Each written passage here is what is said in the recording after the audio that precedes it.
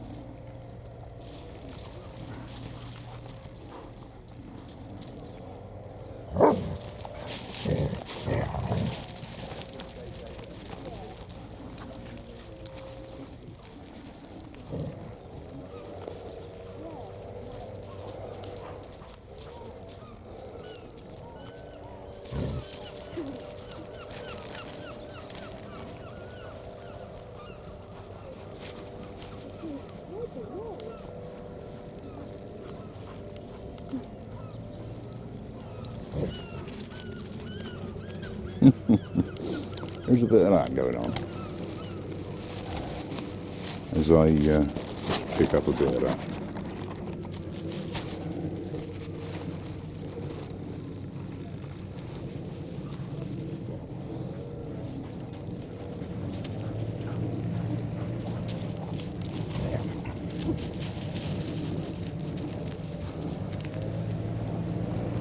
Morning. All right.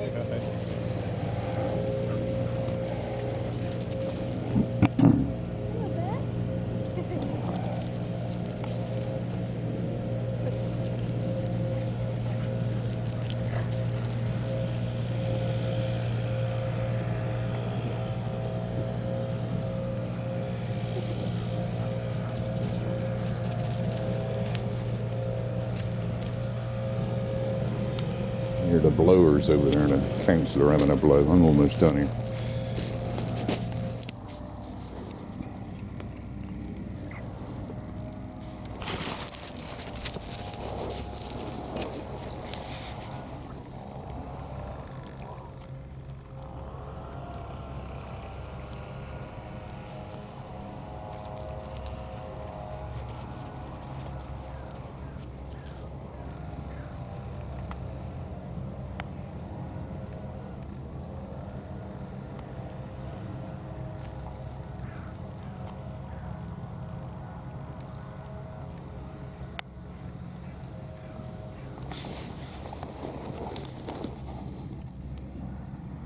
Oh, I'm going to miss it. Just a quick shot of that man with the blower there. There we go. I said the blowers were out. It's the diesel one, I think. Very noisy.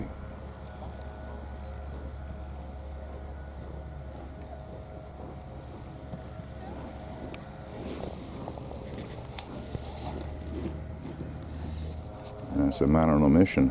He striding up over there, straight up over there.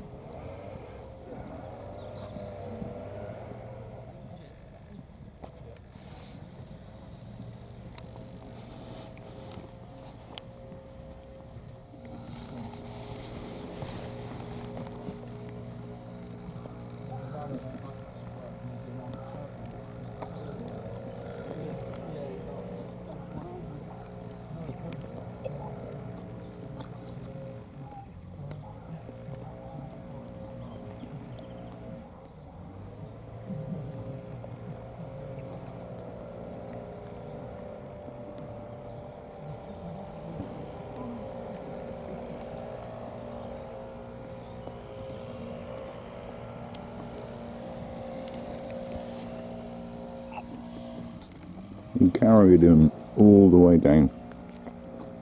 He had to walk along the beach, and now he's carrying him all the way up. That's a long carry. That's a fit man.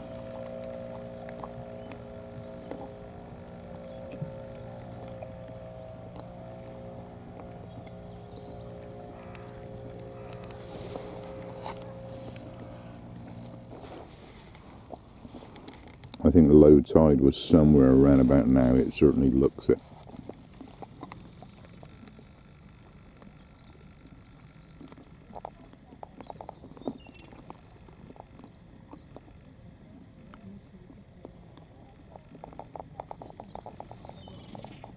quite low, that's for sure.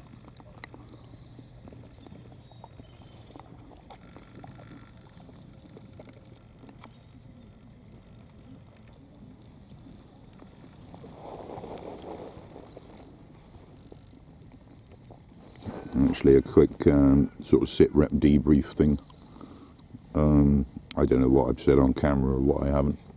Seems a little point now, but we shall. Right, my CT scan trip to Torquay went like the first one should have gone. I was convinced that there was a closeness between the car park and the place, and that first trip I messed it all up and walked miles and had a horrendous time. This time I did it right. I got straight to the car park, in a lift, down a couple of floors, out the door, just along the road. That was the diagnosis centre, and we were in and out before my appointment time. Have you ever heard the like? Have you ever heard of that before? We were in and out and done before the appointment time, I think, pretty much. And then, short walk up the lift, straight back to the car and home. So that's how the first one should have gone.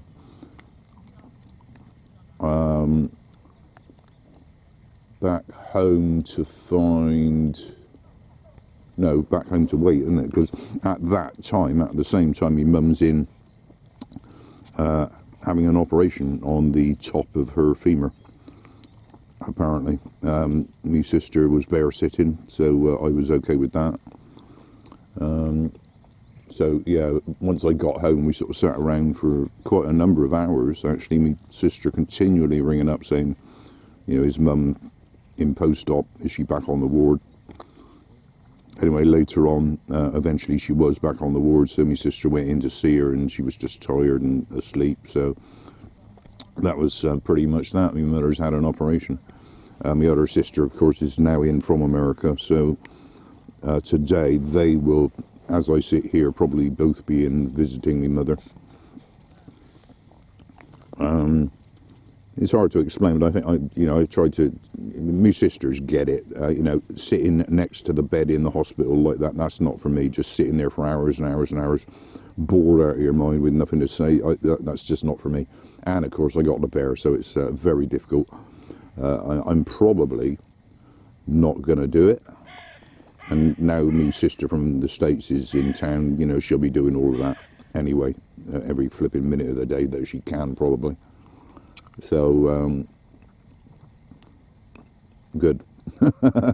Let's be off the hook. Anyway, that's the current situation.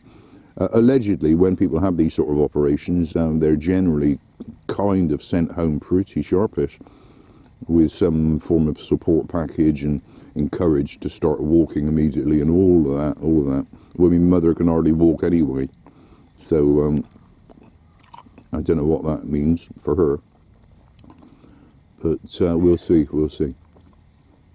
Anyway, so currently I'm letting my sisters do all the running pretty much, and we're off the hook. This is why I'm sat here like this now.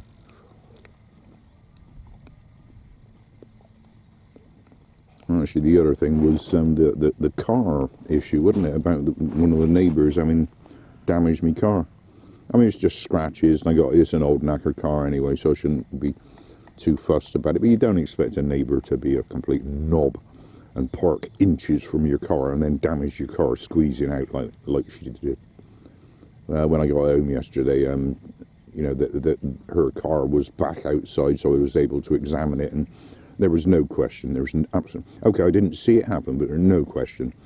The damage, scratches on her car in exactly the place you would expect. That was the near side front, which impacted my offside rear as she exited the space there. Well, I did go and knock on their door, actually, just to vent. I just needed to vent and make it very clear that I was absolutely aware of what had been done there. No trying to pretend it didn't happen. She wasn't there, the man was there, and he sort of came out and went and had a look, and You know, there was no point in getting into it. I just wanted to vent and make it absolutely known that I knew what had happened there. And to be honest with you, her car is quite a nice car. It's now got damage on it. Well, serves her flipping right. Nothing else to be done about that. I don't know quite where that leaves us in terms of the next time I see them. You know, I don't know if I'll be saying good morning in the same manner, but who knows? Who knows?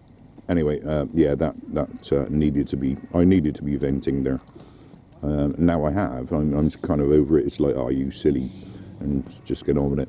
But I do seriously hope that that's a lesson, and they do not park so close next time. We'll see. We'll see.